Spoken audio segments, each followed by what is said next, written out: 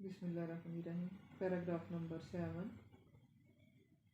Since this belief was threatening their dominance in the society, چونکہ یہ عقیدہ خطرہ باندھا تھا. was threatening خطرہ باندھا تھا their dominance ان کے غلبے کے لیے ان دا سوسائٹی معاشرے میں. ان کے غلبے مطلب کہ یہاں پہ کفار کے بارے میں بات ہو رہی ہے. کفار کی بات ہو رہی ہے کہ یہ عقیدہ معاشرے میں ان کفار کے غلبے کے لیے خطرہ باندھا تھا. The pagan Arabs started to mount pressure on the رسول صلی اللہ علیہ وسلم and his followers. کفار عرب نے started to mount شروع کر دیا بڑھانا پریشر دباؤ آن دا رسول صلی اللہ علیہ وسلم رسول پاک صلی اللہ علیہ وسلم پر اینڈ ہز فالوورس اور ان کے پیروکاروں پر. پیروکار مطلب کہ یہاں پہ صحابہ کی بات ہو رہی ہے, صحابہ رضی اللہ تعالیٰ عنہ. they wanted them to renounce their cause and take to idol worshipping. وہ چاہتے تھے, وہ کفار چاہتے تھے کہ وہ آپ صلی اللہ علیہ وسلم اور صحابہ اپنا مشن ترک کر دیں اور بت پرستی اختیار کر لیں. آئیڈل ورشپنگ بت پرستی, ریناؤنس یعنی اس سے دستبردار ہو جائیں. آن ون اوکیزن ایک موقع پر they sent a delegation to the رسول صلی اللہ علیہ وآلہ وسلم. انہوں نے اپنا ایک وفد رسول پاک صلی اللہ علیہ وآلہ وسلم کے پاس بھیجا. رسول صلی اللہ علیہ وسلم کائنڈ اینڈ کیئرنگ انکل ابو طالب. رسول پاک صلی اللہ علیہ وسلم کے رحم دل, مہربان اور شفیق چچا کے پاس ایک وفد بھیجا جن کا نام ابو طالب تھا. حضرت محمد مصطفیٰ صلی اللہ علیہ وسلم کے چچا کا نام ابو طالب تھا نا, یہاں پہ ان کی بات ہو رہی ہے. They told him to restrain the رسول صلی اللہ علیہ وسلم from preaching Allah Almighty's message or face their enmity.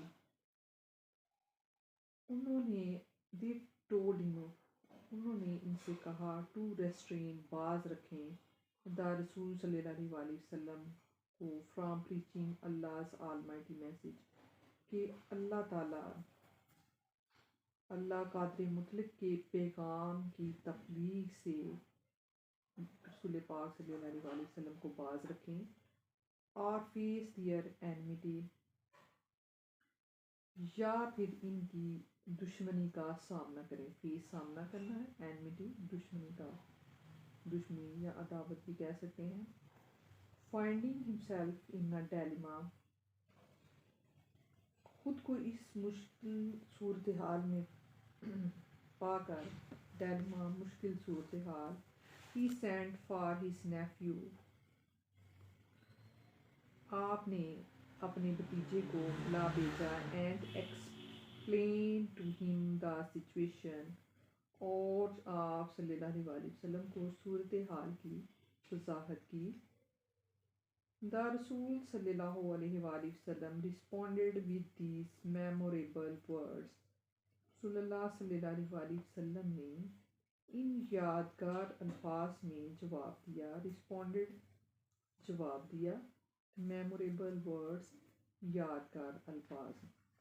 my dear uncle میرے پیارے چچا, if they put the sun in my right hand and the moon in my left, اگر وہ سورج کو میرے دائیں ہاتھ پر اور چاند کو بائیں ہاتھ پر رکھ دیں, even then تب بھی I shall not abandon the proclamation of the oneness of Allah توحید.